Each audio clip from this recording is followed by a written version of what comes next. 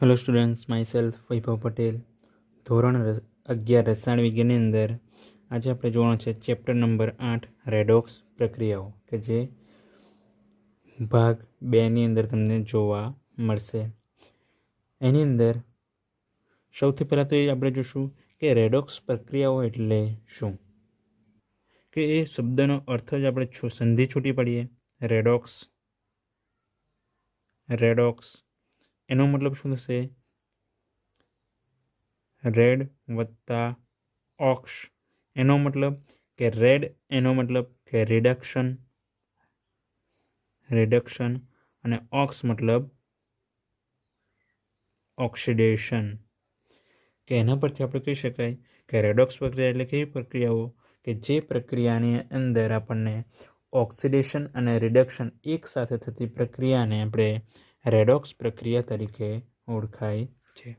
વ્યાખ્યા આપણે અહીં આગળ લખી શકીએ. જે પ્રક્રિયામાં ઓક્સિડેશન અને રિડક્શન એક સાથે થાય તેવી પ્રક્રિયાને રેડોક્સ પ્રક્રિયા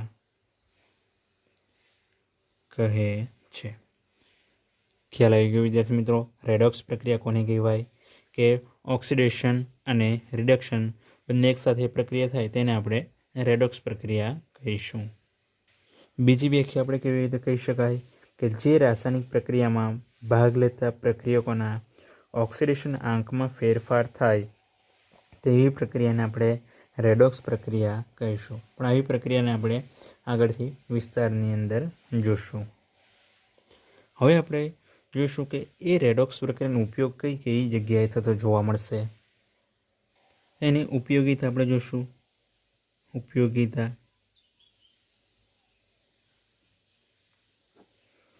ઉપયોગિતાની અંદર આપણે જોશું તેનો વિવિધ ક્ષેત્રોની અંદર આપણને ઉપયોગ થતો જોવા મળશે.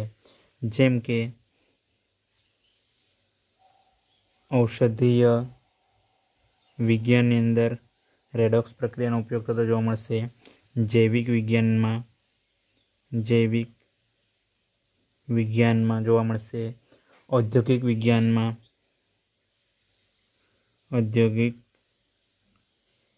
વિજ્ઞાનમાં, ત્યાર પછી ધાતુકર્મ વિજ્ઞાનમાં,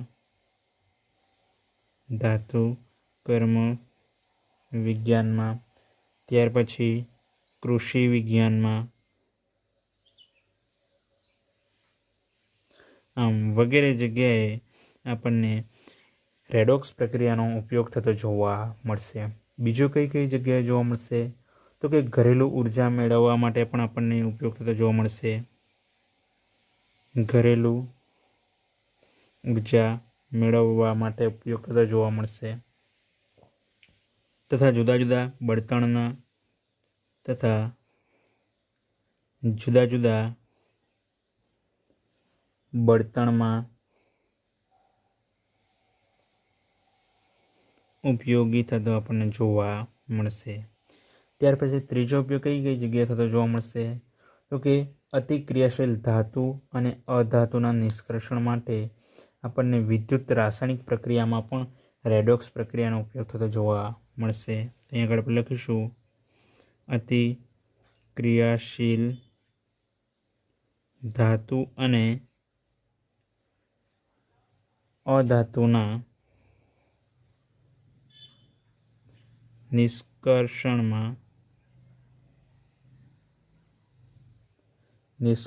માટે વિદ્યુત રાસાયણિક પ્રક્રિયામાં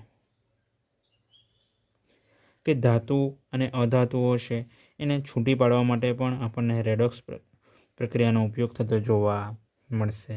તથા હાઇડ્રોજનના ઉત્પાદનની અંદર પણ એનો ઉપયોગ થતો જોવા મળશે. હાઇડ્રોજનના ઉત્પાદનમાં તથા ઓઝોન સ્તરમાં ઉદ્ભવેલ ઓઝોન હોલ વગેરેની અંદર આપણને રેડોક્સ પ્રક્રિયા થતી જોવા મળશે. ખ્યાલ આવી ગયો વિદ્યાર્થી મિત્રો? જનરલી તમને એક વાત કરું તો કે તમે જ્યારે ફ્રૂટ્સને તમે કાપો છો અને થોડા સમય માટે તમે હવાની અંદર ખુલ્લા મૂકી રાખો તો ત્યારે એ ફ્રૂટ્સની સપાટી ઉપર તમને ભૂરાશ પડતા પડ જેવું તમને જોવા મળશે. તો એનું કારણ શું? તો એ પણ રેડોક્સ પ્રક્રિયાને જ આધારે થાય છે કે ફ્રૂટ્સની અંદર તમને જોશો તો આયનો તમને જોવા મળશે કે એની અંદરથી આપણને આયનો મળશે.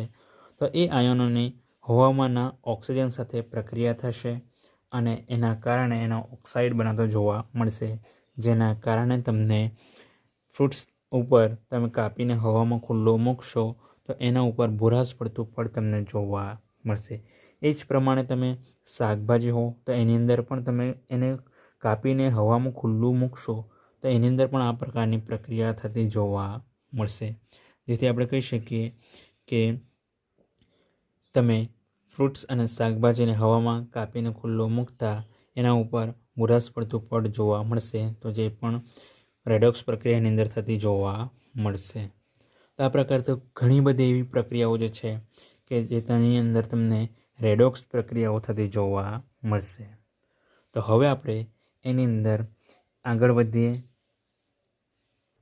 તો એની અંદર આપણે જોવાના છે રેડોક્સ પ્રક્રિયાનો ચીર સંબંધ ખ્યાલ, જેની અંદર ઓક્સિડેશન અને રિડક્શન પ્રક્રિયાઓ આપણે જોવાના છે. તો એની અંદર ઓક્સિડેશન અને રિડક્શન પ્રક્રિયાની અંદર સૌપ્રથમ આપણે કઈ પ્રક્રિયા જોશું? ઓક્સિડેશન પ્રક્રિયા જોશું.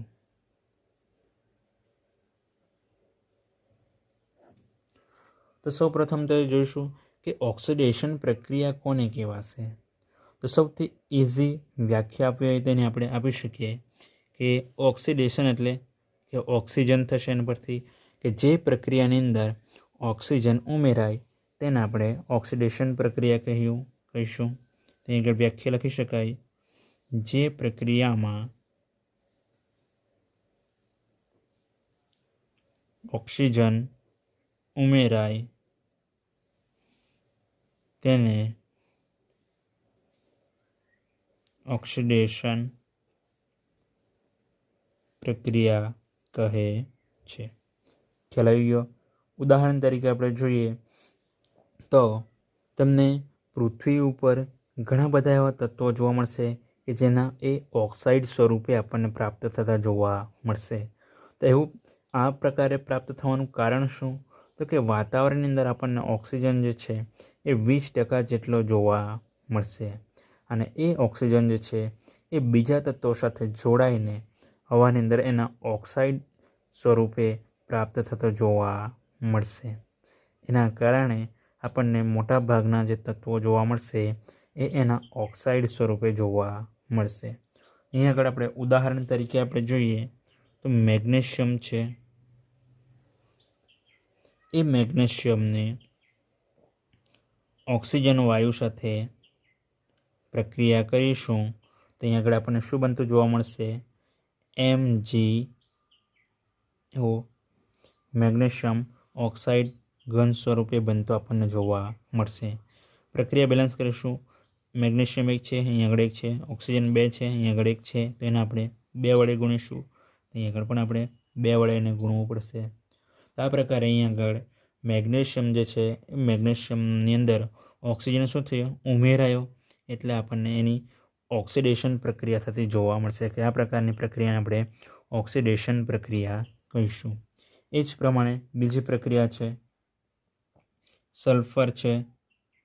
એની આપણે ઓક્સિજન વાયુ સાથે પ્રક્રિયા કરીશું તો એની આગળ પણ આપણને શું બનતું જોવા મળશે? SO2 બનતો જોવા મળશે, જે વાયુ સ્વરૂપે બનતો જોવા મળશે. તો આ પ્રકારની પ્રક્રિયાની અંદર પણ સલ્ફર સાથે ઓક્સિજન જોડાશે અને આપણને સલ્ફર ડાયોક્સાઇડ બનતો જોવા મળશે. એ જ પ્રમાણે આગળની પ્રક્રિયા જોઈએ તો કે મિથેન વાયુ છે CH4, એની અંદર આપણે ઓક્સિજન ઉમેરીશું તો આપણને શું બનતું જોવા મળશે? તો કાર્બન ડાયોક્સાઇડ વાયુ બનતો જોવા મળશે અને H2O છૂટું પડતું જોવા મળશે. પ્રક્રિયા બેલેન્સ કરીશું. કાર્બન 1 છે, હાઇડ્રોજન 4 છે, અહીં આગળ 2 છે, તેને આપણે 2 વડે ગુણીશું. તો ઓક્સિજન ટોટલ કેટલા થશે? અહીં આગળ 2 છે, અહીં આગળ 2 છે અને અહીં આગળ 2, ટોટલ 4 થશે. અહીં આગળ 2 છે એટલે એને આપણે 2 વડે ગુણીશું. તો અહીં આગળ પણ તમે જોશો કે મિથેનની અંદર ઓક્સિજન ઉમેરાશે અને શું બનતું જોવા મળશે? કાર્બન ડાયોક્સાઇડ બનતો જોવા મળશે અને પાણી બનતું જોવા મળશે. પરંતુ અહીં આગળ આ પ્રક્રિયા પરથી તમને ખ્યાલ હશે કે તમે જોશો તો અહીંયા આગળથી હાઇડ્રોજન કાર્બન સાથે હાઇડ્રોજન જોડાયેલા છે. તો હાઇડ્રોજન શું થયું? દૂર થઈ ગયો અને પાણી બન્યું. જ્યારે ઓક્સિજન ઉમેરાઈ ગયો અને કાર્બન ડાયોક્સાઇડ મળ્યો. તો આ પરથી આપણે બીજી વ્યાખ્યા પણ આપણે આપી શકીએ ઓક્સિડેશનની, કે જે પ્રક્રિયામાં હાઇડ્રોજન દૂર થાય તેને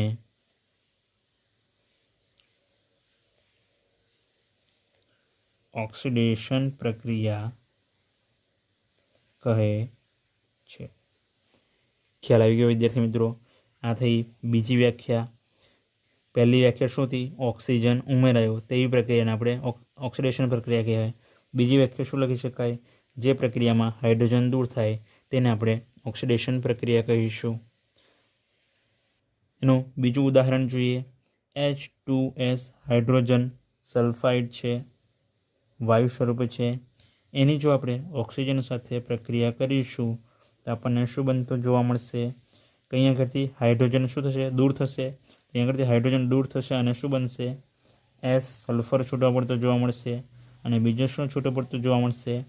H2O પ્રવાહી સ્વરૂપે છૂટો પડતું જોવા મળશે. અહીં આગળ હાઇડ્રોજન 2 છે, 2, સલ્ફર 1 છે, ઓક્સિજન અહીં આગળ 2 છે, તો અહીં આગળ કેટલા વડે ગુણવું પડશે? 2 વડે. તો હાઇડ્રોજન ટોટલ 4 થયા, તો અહીં આગળ આપણે 2 વડે ગુણવું પડશે. તો અહીં આગળ સલ્ફર 2 થયા, તો અહીં આગળ આપણે એને 2 વડે ગુણીશું. તો આ પ્રમાણે તમારે પ્રક્રિયા પણ તમારે સાથે સાથે બેલેન્સ કરતાં તમને આવડવું જોઈએ.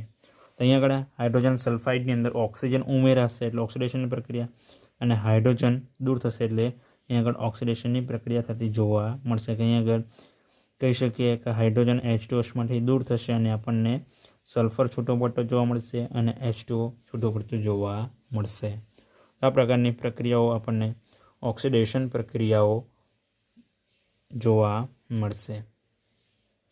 હવે એની અંદર આગળ જોઈએ તો જેમ જેમ રસાયણ વિજ્ઞાનોનું જ્ઞાનમાં વધારો થતો જોયો તેમ તેમ અહીં આગળ ઓક્સિડેશન પ્રક્રિયાની વ્યાખ્યાઓ પણ અલગ અલગ બદલાતી જોવા મળે. કે એવા પણ પદાર્થો જોવા મળશે કે જેની અંદર ઓક્સિજન અને હાઇડ્રોજન ન હોય, તો તેની અંદર આપણે કેવી રીતે નક્કી કરીશું કે ઓક્સિડેશન પ્રક્રિયા છે કે રિડક્શન પ્રક્રિયા છે? તો એના માટે પણ રસાયણ વિજ્ઞાની લોકોએ એમની જ્ઞાનમાં વધારો થયો તેમ તેમ એમણે એના પરથી એમણે ઓક્સિડેશન અને રિડક્શનની વ્યાખ્યાઓ પણ રજૂ કરી. જેની અંદર આપણે ઉદાહરણ જોઈએ, તેના પરથી આપણે સારી રીતે વ્યાખ્યા આપણે લખી શકીશું.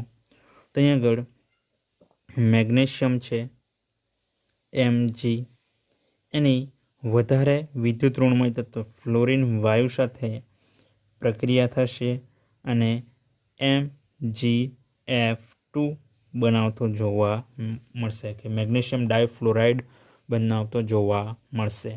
તો અહીં આગળ ફ્લોરિન જે છે એ વધારે વિદ્યુત ઋણમય તત્વ જોવા મળશે.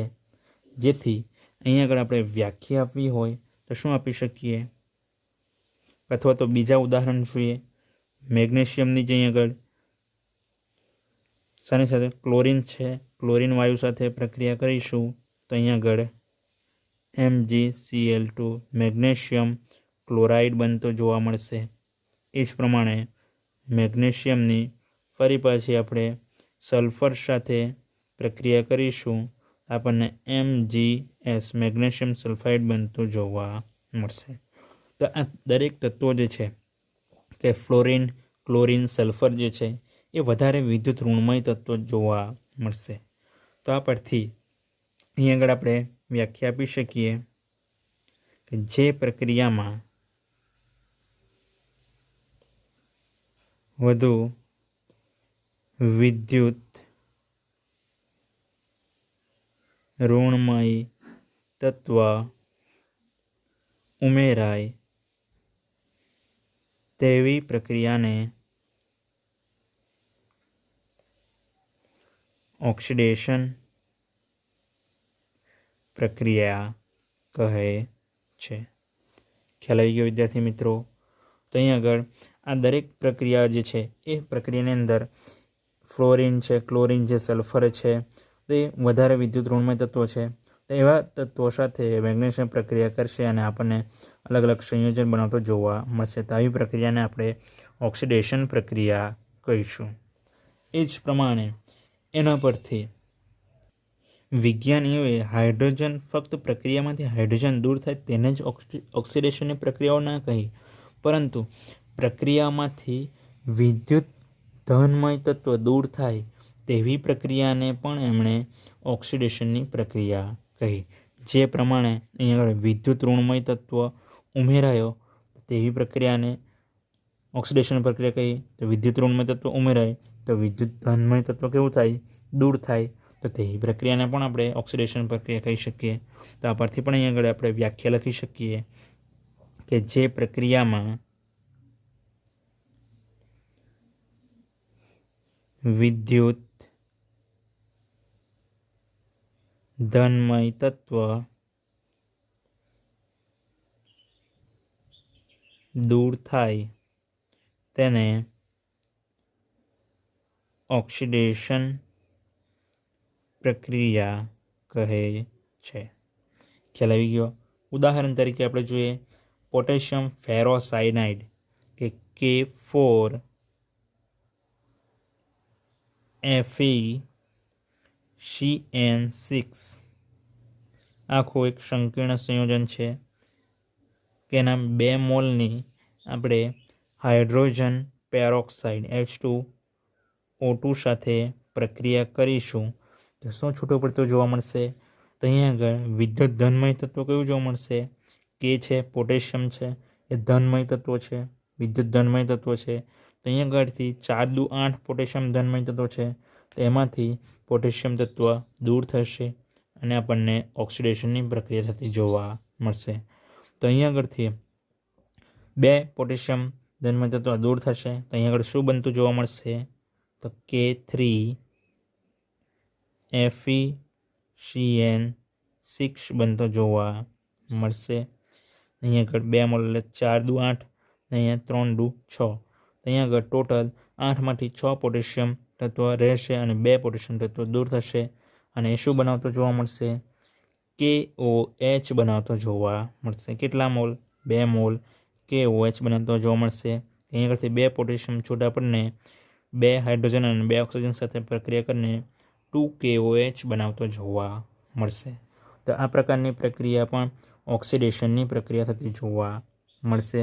તો અહીંયા આગળ પોટેશિયમ ફેરોસાયનાઇડમાંથી આપણને પોટેશિયમ ફેરીસાયનાઇડ બનતું જોવા મળશે. તો આ પ્રમાણે અહીં આગળ પોટેશિયમ ફેરોસાયનાઇડમાંથી પોટેશિયમ ફેરીસાયનાઇડમાં રૂપાંતર થવાની પ્રક્રિયાને આપણે ઓક્સિડેશન પ્રક્રિયા કહીશું. તો અહીં આગળ આપણે ટોટલ 4 ઓક્સિડેશનની વ્યાખ્યા જોઈ. એક, ઓક્સિજન ઉમેરાય તેને ઓક્સિડેશન પ્રક્રિયા કહ્યું. બીજું, હાઇડ્રોજન દૂર થાય. ત્રીજી, વિદ્યુત ઋણમય તત્વ ઉમેરાય. અને ચોથી, વિદ્યુત ધનમય તત્વ દૂર થાય. તો ચારે વ્યાખ્યાઓને ભેગી કરીને આપણે એક વ્યાખ્યા પણ આપણે લખી શકીએ. શું લખાય? તો કોઈ પદાર્થમાં ઓક્સિજન અથવા તો બીજું શું ઉમેરાય? તો વિદ્યુત ઋણમય તત્વ ઉમેરાય. વિદ્યુત ઋણમય તત્વના ઉમેરાવાની અથવા તો શું લખાશે? શું દૂર થાય? હાઇડ્રોજન દૂર થાય. તો હાઇડ્રોજન અથવા તો બીજું શું છે? વિદ્યુત ધનમય તત્વના દૂર થવાની પ્રક્રિયાને શું કહીશું? ઓક્સિડેશન કહે છે। ખ્યાલ આવી ગયો વિદ્યાર્થી મિત્રો? ઓક્સિડેશન કોને કહેવાય? તો કે કોઈ પણ પદાર્થમાં ઓક્સિજન અથવા તો વિદ્યુત ઋણમય તત્વ ઉમેરાવાની અથવા હાઇડ્રોજન અને અથવા તો વિદ્યુત ધનમય તત્વ દૂર થવાની પ્રક્રિયાને આપણે ઓક્સિડેશન કહીશું। ખ્યાલ આવી ગયો વિદ્યાર્થી મિત્રો? આટલું। હવે આપણે શાના વિશે જોઈશું? રિડક્શન વિશે આપણે જોઈશું કે રિડક્શન પ્રક્રિયા। તો વિદ્યાર્થી મિત્રો, આ વ્યાખ્યા પરથી જ આપણે રિડક્શન પ્રક્રિયા કોને કહેવાય છે એ પણ લખી શકીએ। આ જે વ્યાખ્યા છે એનાથી એકદમ ઉલટી પ્રક્રિયા થશે એની અંદર કે ઓક્સિડેશનની અંદર શું ઉમેરાયું? ઓક્સિજન ઉમેરાયો। તો રિડક્શનની અંદર શું થશે? ઓક્સિજન દૂર થશે। એ જ પ્રમાણે વિદ્યુત ઋણમય તત્વ ઉમેરાયો તો અહીંયા આગળ ઓક્સિડેશનની અંદર રિડક્શનની અંદર શું થશે? વિદ્યુત ઋણમય તત્વ દૂર થશે। એ જ પ્રમાણે ઓક્સિડેશનની અંદર હાઇડ્રોજન અને વિદ્યુત ધનમય તત્વ દૂર થયું તો રિડક્શનની અંદર શું થશે? હાઇડ્રોજન અને વિદ્યુત ધનમય તત્વ ઉમેરાશે। તો આ પરથી આપણે રિડક્શનની વ્યાખ્યા પણ આપણે લખી શકીએ। તો અહીંયા આગળ આપણે વ્યાખ્યા લખીશું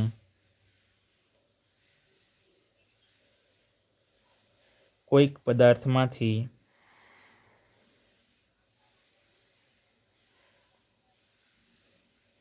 ઓક્સિજન અથવા તો વિદ્યુત ઋણમય તત્વના દૂર થવાની અથવા તો હાઇડ્રોજન અથવા વિદ્યુત ધનમય તત્વના ઉમેરવાની પ્રક્રિયાને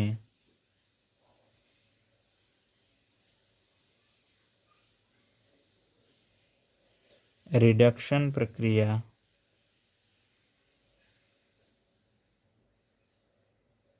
કહે છે। ખ્યાલ આવી ગયો વિદ્યાર્થી મિત્રો? રિડક્શન પ્રક્રિયા કોને કહેવાય? ઓક્સિડેશનની પ્રક્રિયાથી ઉલટી પ્રક્રિયા જેને આપણે રિડક્શન પ્રક્રિયા કે ઓક્સિજન અને વિદ્યુત ઋણમય તત્વ દૂર થાય અને હાઇડ્રોજન અથવા તો વિદ્યુત ધનમય તત્વ ઉમેરવાની પ્રક્રિયાને આપણે રિડક્શન પ્રક્રિયા કહીશું। ઉદાહરણ તરીકે આપણે જોઈએ HgO મર્ક્યુરિક ઓક્સાઇડ, એની અંદરથી એને જો આપણે ગરમ કરીશું તો એની અંદરથી શું છૂટો પડતો જોવા મળશે? ઓક્સિજન છૂટો પડતો જોવા મળશે। એટલે કે ઓક્સિજન દૂર થશે અને આપણને Hg અને O2 છૂટું પડતું જોવા મળશે। તેના માટે અહીંયા આગળ બેલેન્સ કરવા માટે આપણે 2 મોલ લઈશું। તો આ પ્રકારે અહીંયા આગળ આ પ્રક્રિયાની અંદરથી HgO છે મર્ક્યુરિક ઓક્સાઇડમાંથી આપણને ઓક્સિજન દૂર થશે। તો આવી પ્રક્રિયાને આપણે રિડક્શન પ્રક્રિયા કહીશું। એ જ પ્રમાણે બીજી પ્રક્રિયા જોઈએ FeCl3ના 2 મોલ છે। FeCl3ના 2 મોલ એની આપણે હાઇડ્રોજન વાયુ સાથે પ્રક્રિયા કરીશું તો શું બનતો જોવા મળશે? આ હાઇડ્રોજન વાયુ એ ક્લોરિન સાથે પ્રક્રિયા કરશે અને HCl બનાવતો જોવા મળશે। કેટલા મોલ હાઇડ્રોજન છે? 2 મોલ છે તો 2 મોલ HCl વાયુ બનાવતો જોવા મળશે। HCl બનાવતો જોવા મળશે, વાયુ નહીં બનાવશે, એક્વિયસ સોલ્યુશન બનાવશે અને બીજું શું બનાવશે? 2FeCl2 બનાવતો જોવા મળશે। કંઈ આગળ ફેરિક ક્લોરાઇડ છે, એ ફેરિક ક્લોરાઇડમાંથી આપણને ક્લોરિન છે વિદ્યુત ઋણમય તત્વ જોવા મળશે। તો એ વિદ્યુત ઋણમય તત્વ દૂર થશે।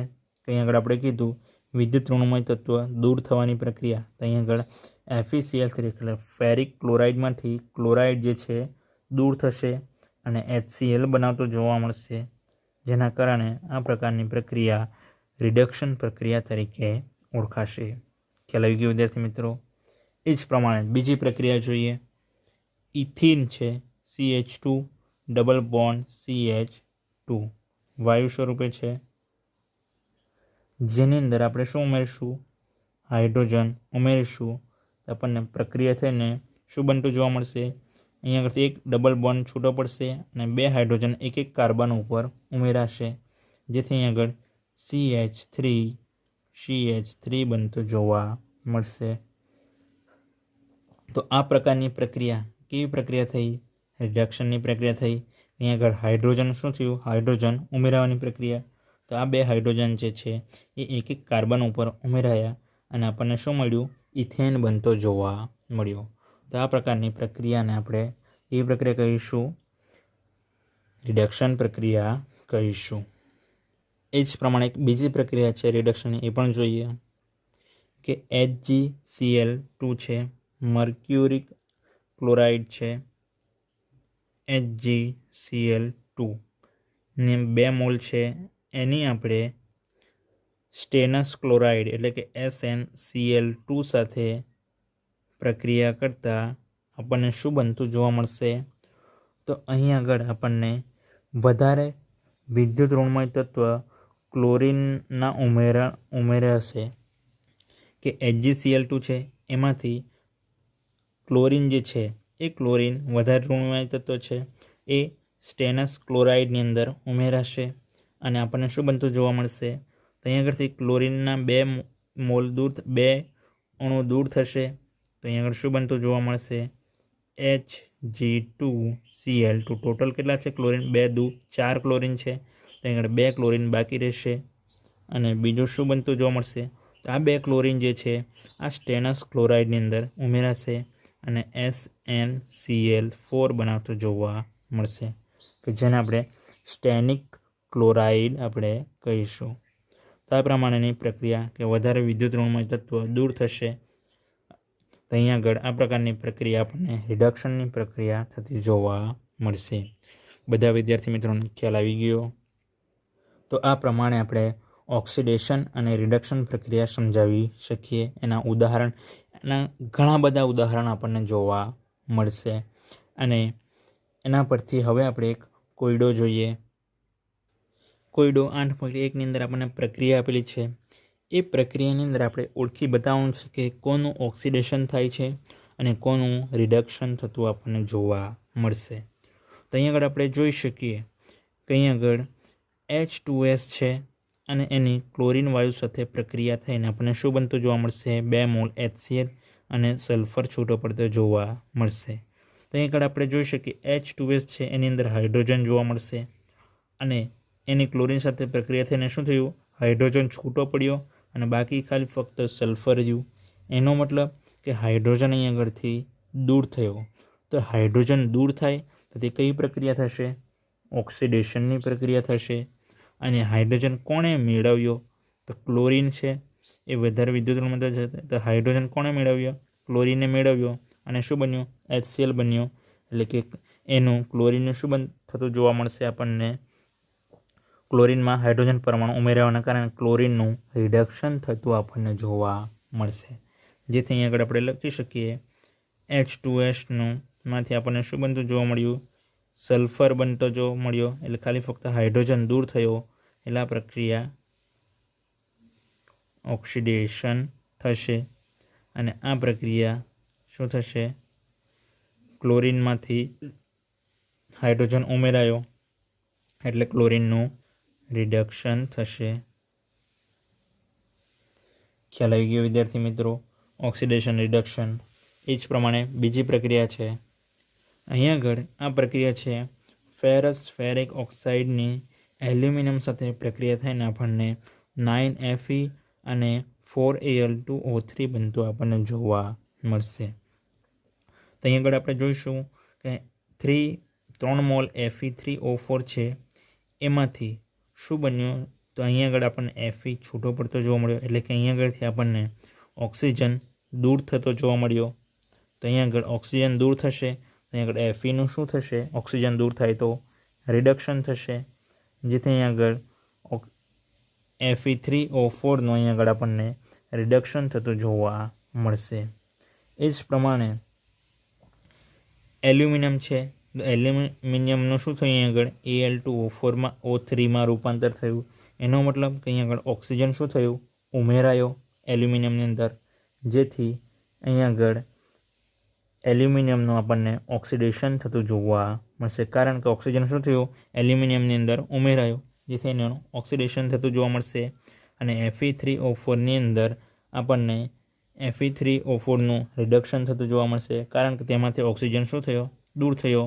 તો અહીંયા આગળ એનું શું થતું જોવા મળશે, રિડક્શન થતું જોવા મળશે. અને અહીંયા એલ્યુમિનિયમનું શું થશે, ઓક્સિડેશન થતું જોવા મળશે.